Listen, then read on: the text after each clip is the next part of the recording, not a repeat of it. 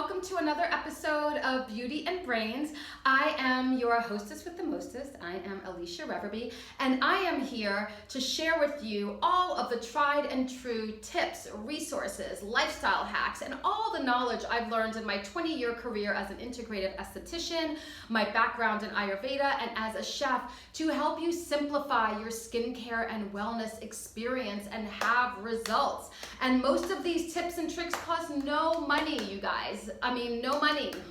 Tried and true, which means results, and simple, okay, to help you navigate all this information out there. Listen to the videos. If it resonates with you, then there's something there, and then take that, mull it over, and see how you can incorporate it in your lifestyle and what kind of results that you can have. Okay, and please always leave a comment below. Visit our website, aleekorganics.com, to get our latest downloadable ebook and resource, which is on our website.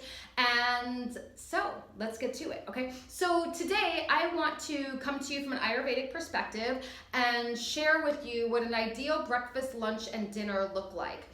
And in Ayurveda, we encourage you to eat more warm foods in your diet.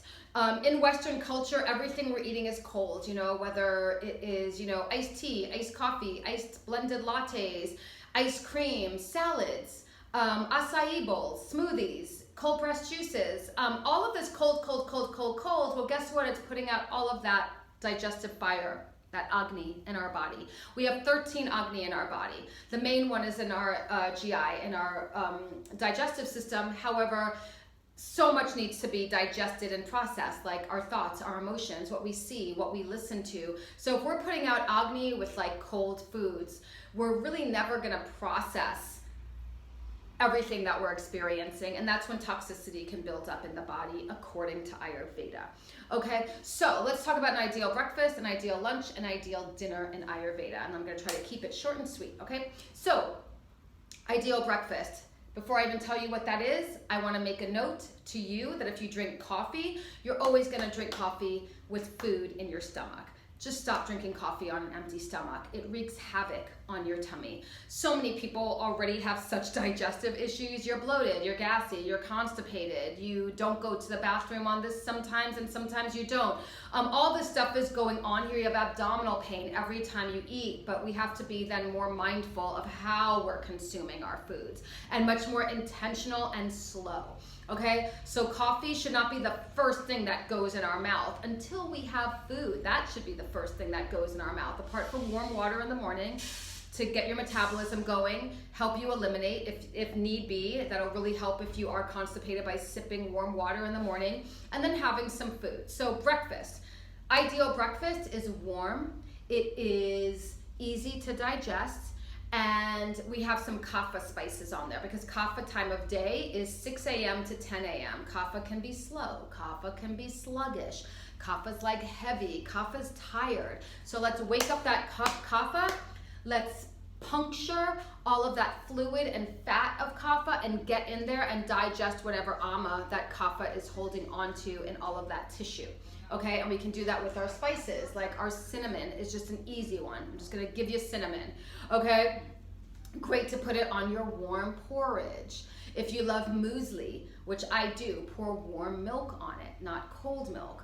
A nice warm porridge, a nice warm oatmeal, and put some ghee on that porridge to also ground vata. Vata time of day is 2 to 6 a.m., but vata is the dosha that we always kind of need to be mindful of because of the world we live in, the stress, the anxiety, the worry, the fear that we're all experiencing. That is all vata.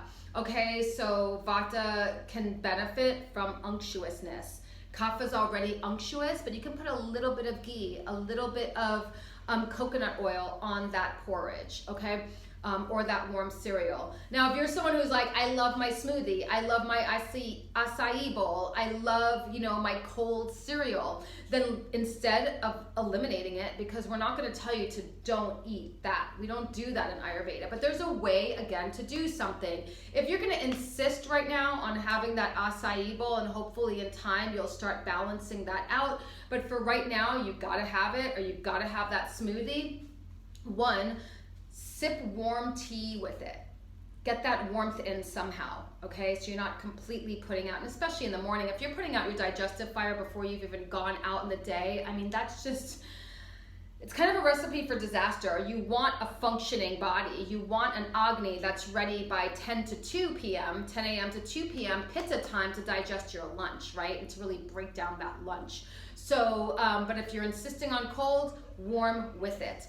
If you're insisting on a smoothie, let it sit out for a little while and let it get to like room temperature and then have your smoothie, as opposed to like bracing cold, okay? And again, sip some warm water with it. So that's an ideal breakfast. If you want toast, actually, let me get back to toast because you guys love your toast. Very dry, not great for Vata. And again, we have to be mindful of Vata. Put some ghee on it. My favorite thing with toast is coconut oil, almond butter, and a little bit of honey. It's delicious and really great for Vata. Okay, so that's a really nice one. And the honey is great for Kapha. It's a sweetener preferred for Kapha dosha. So that's a great little breakfast if you're a toast person. And then you can have that with your coffee, okay? And sip something warm with it. Ideal lunch. Lunch is gonna be the biggest meal of the day, and lunch is gonna be the meal that you have your animal protein in if you eat animal protein. If you eat chicken, beef, anything, cheese, eggs, put that in your lunch so that your body has time to process it and digest it.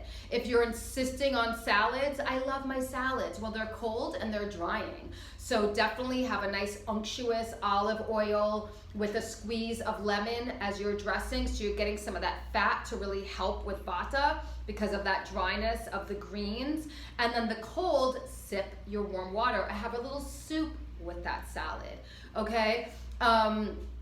So just, again, there's a way to do everything. But in Ayurveda, we would prefer that maybe if you're gonna have a salad, have something warm on top of it and let your greens wilt a little bit, which is a great little way to do it, okay? Also, if you're gonna do chicken, and you're very Vata as it is, do a dark meat chicken. A chicken breast can be very drying to an already dry body and Vata experience.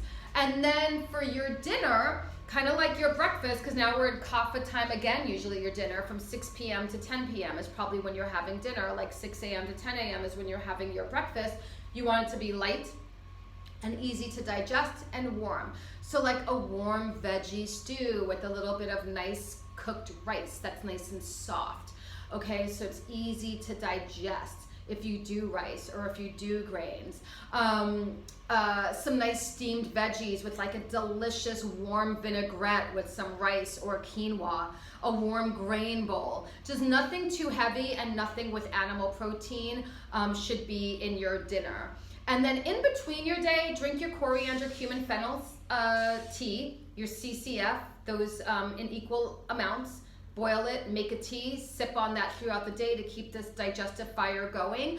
And that pretty much is a very basic overview of how you can experience something different in how you're consuming and what you're possibly going to start feeling like if you are really a little bit more mindful of your breakfast, lunch, and dinner.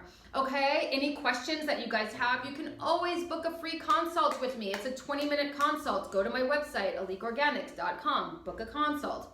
You can always leave a comment below. You can always email me. You can contact me, it's so easily. Everything's on Instagram, Alique Organics, and you can go ahead and send me an email and ask me a question, leave a comment below, a question below, and I'll be sure to answer it, okay? So thank you so much for joining, and I'm looking forward to hearing your thoughts and reading your comments, and have a great day. Bye.